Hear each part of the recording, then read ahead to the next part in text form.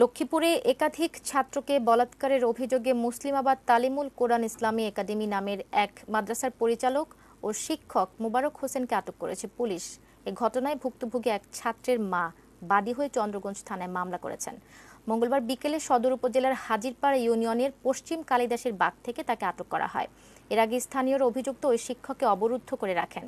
অভিভাবক ও স্থানীয়রা জানায়, শিক্ষক মোবারক হোসেন অন্তত ৬ জন শিশু ছাত্রকে একাধিকবার বলাৎকার করেছে। বিষয়টি গোপন রাখতে ছাত্রদের ভয়ভীতি দেখিয়ে শপথ করায় এবং তা মোবাইল ফোনে ধারণও করে। সম্প্রতি এক ছাত্র অসুস্থ হলে ঘটনাটি জানাজানি হয়। স্থানীয় মসজিদের ইমাম মোবারক ২০১৮ সালে মাদ্রাসাটি প্রতিষ্ঠা করে।